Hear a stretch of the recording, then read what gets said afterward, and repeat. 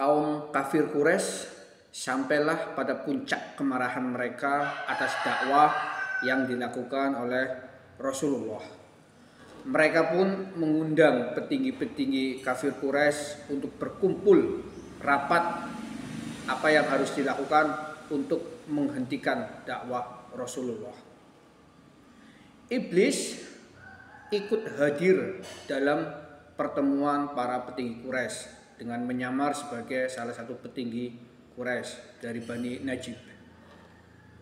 Ketika semua peserta rapat sudah berkumpul, maka dibukalah rapat tersebut. Wahai saudara-saudara kafir Quraisy, kita berkumpul di sini untuk menentukan langkah apa yang bisa kita lakukan untuk menghentikan Muhammad. Jadi silakan di antara kalian usul langkah apa yang bisa kita lakukan. Lalu salah satu orang yang bernama Abu Aswad angkat tangan, usul. Saya usul, kita usir saja Muhammad dari Mekah ini.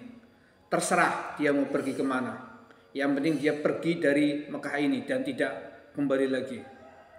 Mendengar usul itu, iblis angkat tangan. Tidak setuju. Jika Muhammad pergi dari Mekah ini, dia bisa ke tempat lain. Lalu di tempat lain dia berdakwah. Sehingga memiliki banyak pengikut. Lalu dia bisa kembali menyerang kita dengan pengikut-pengikut yang sudah begitu banyak. Usulan ditolak. Lalu usul lagi salah satu kafir Quraisy yang bernama Abu Bukhtori. Dia usul, kita penjarakan saja Muhammad, kita tutup pintu penjaranya, lalu biarkan apa yang akan terjadi nanti. Yang penting kita penjara dia sehingga dia tidak bisa kemana-mana. Iblis kembali bicara, tidak setuju. Teman-teman Muhammad pasti akan tahu kalau Muhammad kita penjara dan mereka akan membebaskan Muhammad. Lalu mereka kemudian akan mencari pengikut-pengikut baru sehingga pengikutnya makin berkembang, makin banyak. Lalu akan mengalahkan kita. Usulan ditolak. Lalu usulah Abu Jahal bin Hisam. Saya usul untuk menghentikan yang dilakukan Muhammad, maka dari setiap kabilah, dari setiap suku, kita ambil satu jawara. Kita kasih pedang yang paling tajam. Lalu mereka akan membunuh Muhammad secara beramai-ramai. Sehingga jika ada temannya, keluarganya, kabilahnya, sukunya yang akan membalas dendam, maka akan berhadapan dengan seluruh kabilah, seluruh suku di Arab ini.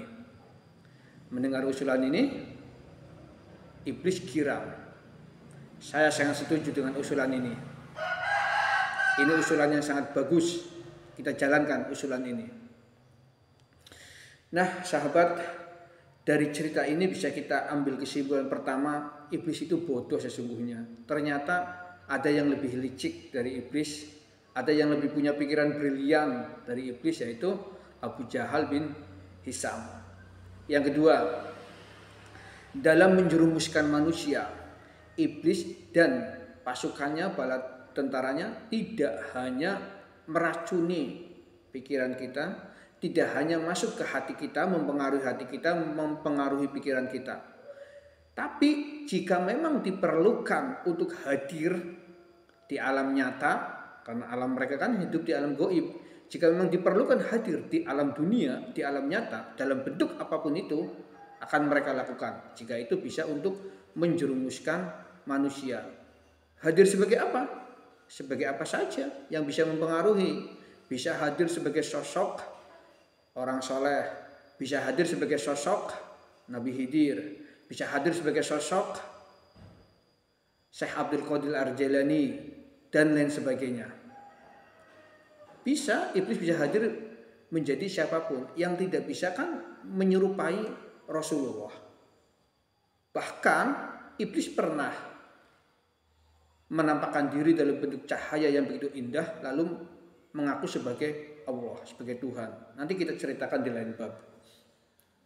Intinya, jika ada sosok yang mengaku sebagai Nabi Khidir dan lain sebagainya, lalu mengajarkan ajaran-ajaran yang bertentangan dengan Islam, mengajarkan sesuatu yang bertentangan dengan syariat, jelas itu tipu daya iblis atau mungkin tipu daya setan lainnya yang menjelma menjadi sosok tersebut.